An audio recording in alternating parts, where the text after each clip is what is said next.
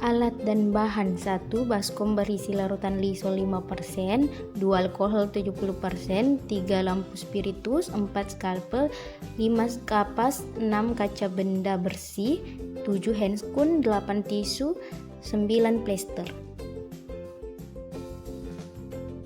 Assalamualaikum Ibu, dengan Ibu Ratna Jadi Ibu Ratna, saya Dokter Ana yang sedang berjaga di klinik ini.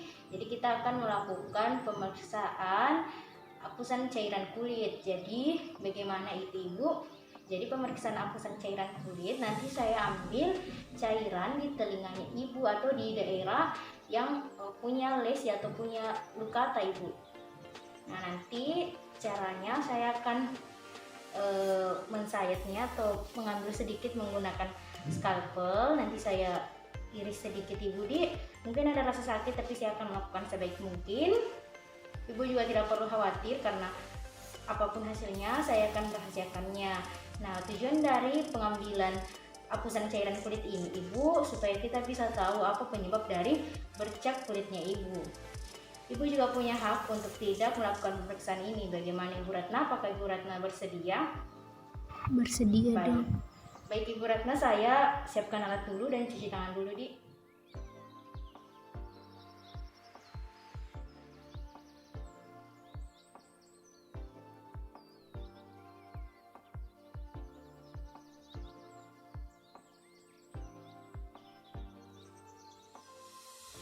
Baik, jadi setelah cuci tangan dan menyiapkan alatnya, jadi kaca bendanya sudah steril.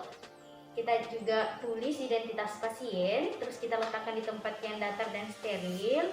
Setelah itu kita bersihkan daerah tempat yang akan kita ambil cairan kulitnya. Misalnya di cuping telinganya, kita bersihkan dengan menggunakan alkohol 70% secara sirkular dari dalam ke luar di bagian cuping telinga.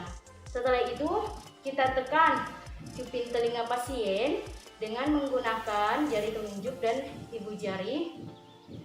Kita jepit atau tekan sampai pucat, tujuannya supaya mengurangi perdarahan.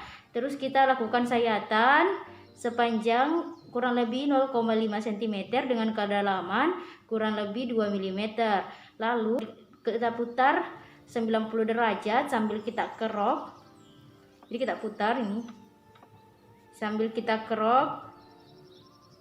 Nah, sampai didapatkan semacam bubur jaringan dari lapisan dermis dan epidermis. Setelah didapatkan kita teteskan cairan tersebut di kaca objek. Sambil menunggu kering, kita buang di larutan lisol. Sambil menunggu kering, kita dengan kapas alkohol sambil ditekan, sambil tunggu itu kering. Lalu bila tidak ada perdarahan, kita plester telinga pasien. Nah, setelah kering, kita nyalakan api bunsen. Lalu kita fiksasi.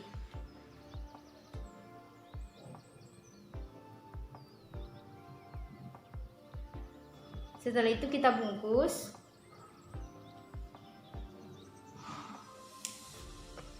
Dengan rapat dan rapi.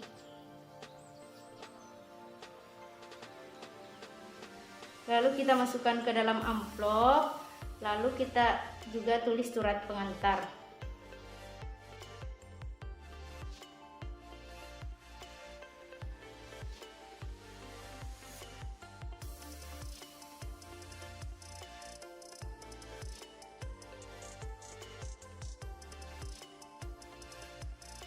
Baik Ibu, jadi ini sudah kita lakukan pengambilan cairan kulit.